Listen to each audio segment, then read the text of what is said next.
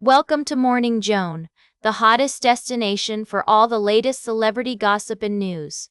I'm your host, Joan, and I'm so glad you're joining me today. Grab a cup of coffee, get comfortable, and let's dive right into the juicy stuff.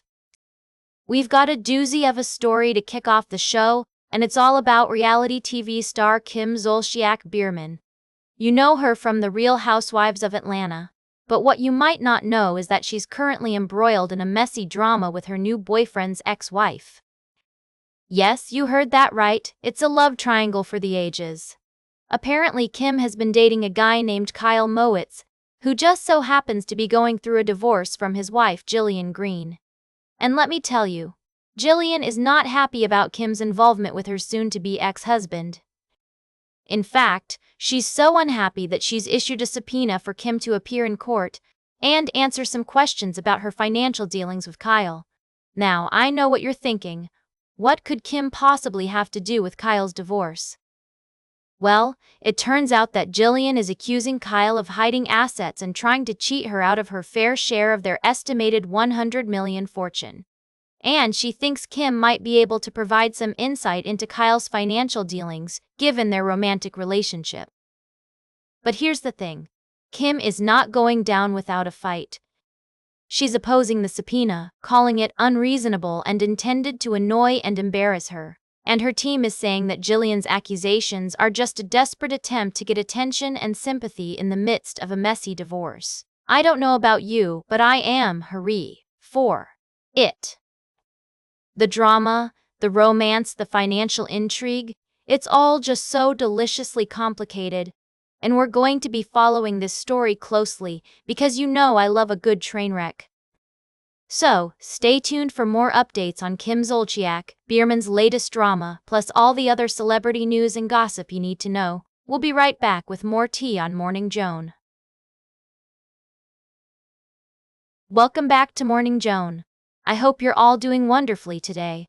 We've got a fascinating story to dive into, straight from the world of British royalty. You might have heard that Prince Andrew has decided to step back from his royal title, and we're going to explore what's behind this decision. So, let's get started. Prince Andrew, the younger brother of King Charles, has been embroiled in controversy for years due to his connections with the late U.S. sex offender Jeffrey Epstein. Despite consistently denying any wrongdoing, the prince has faced intense scrutiny and criticism over his behavior. Recently, it came to light that Andrew might have sought help from a police officer to discredit one of his accusers, Virginia Giuffre, who has alleged that she was forced to have sex with him on multiple occasions. Now, the British government has stated that they support the decision made by the royal family and Prince Andrew to relinquish his Duke of York title. Education Minister Bridget Phillipson told Sky News that this is the right course of action. However, some are calling for Andrew to lose his prince title altogether, which is a matter for the royal family to decide.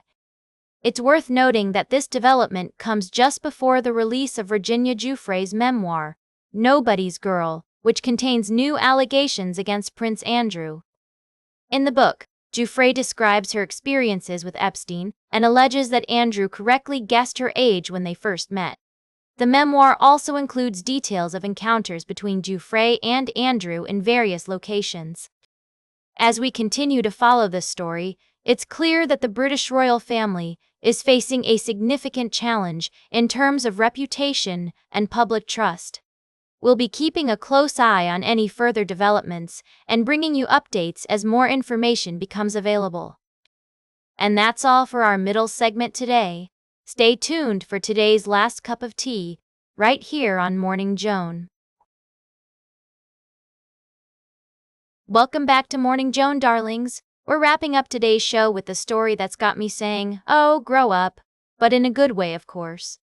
It seems Jamie Dimon, the CEO of JPMorgan Chase, has been moonlighting as a master architect.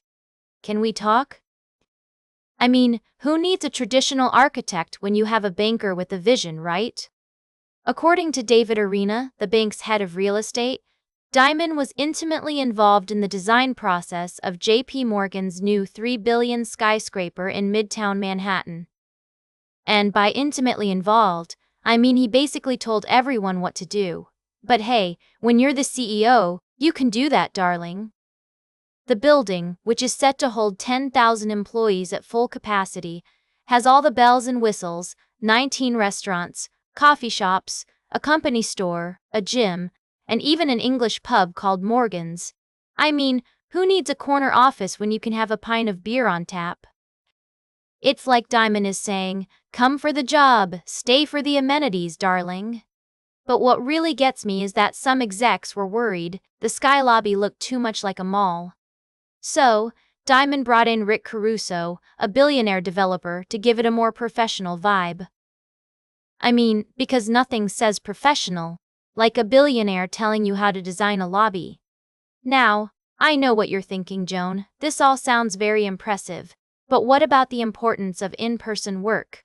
Well, darlings, Dimon has been preaching that gospel for years. He's all about getting people back to the office, and this building is his answer to that prayer. It's like he's saying, if you build it, they will come and work long hours without complaining. Face it, darling, this $3 billion investment is a bet on the future of office life. Dimon is convinced that real culture and creativity thrive only when people work side by side. And who can blame him? I mean, have you seen the state of remote work lately? It's like everyone's just rolling out of bed and onto their laptops. So, there you have it, folks. Jamie Dimon, banker by day, architect by night. Who knew? Trust me on this, darlings. If anyone can make a $3 billion skyscraper work, it's Dimon. He's the master of his domain, and now he's just trying to make that domain a little more fabulous. That's all for today's Morning Joan. Remember to like, share, and subscribe. And until next time, stay fabulous.